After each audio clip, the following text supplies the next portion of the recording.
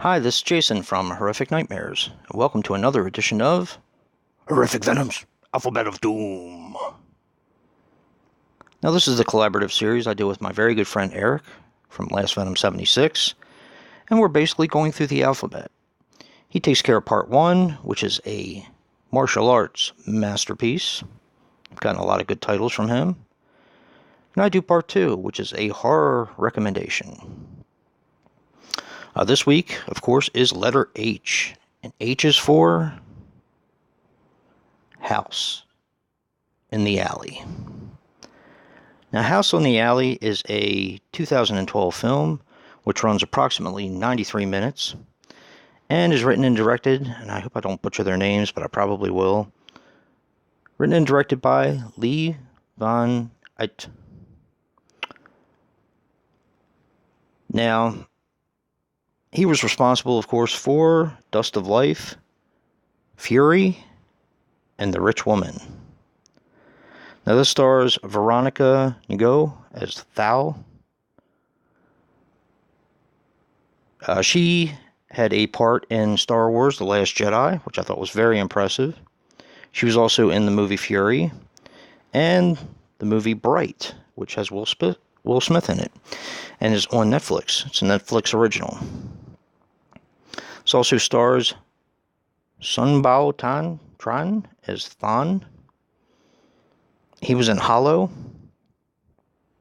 Legend is Alive, and Inferno.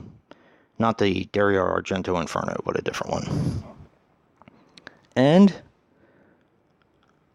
Fan Hai Bu as Min. She was actually in Shanghai Nights with Jackie Chan. And I believe it's like a drama romantic movie called Fool for Love. Now, this movie is Vietnamese, and the plot is as follows. Now, Thao and Than, now they are married, and in the very beginning, you see her having a baby. She's bleeding all over the place. So the husband runs out to get the neighbor, who I guess is like a nurse of some sort. And they're worried about losing the wife. The infant is stillborn. And it's just a very chaotic, rough scene to watch. They do save the wife.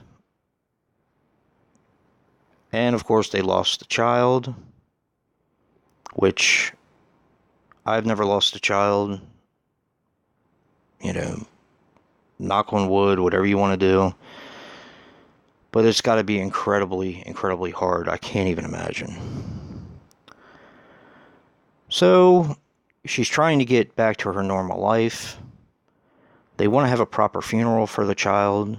The mother is basically has the child in a wood coffin in their bedroom. Now, like I said, she is trying to get back to her normal life, and she starts seeing these strange things happening. This basically follows her descent into madness, and her husband starts seeing things as well. So is he going mad? Or is stuff really happening in their house?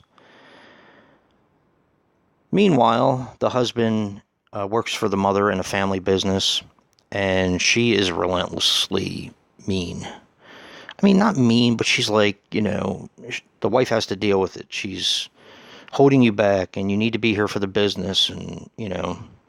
So he's got all these things on him now, and he's trying to make his wife happy by cooking for her and taking care of her, and it's an incredibly heartbreaking piece.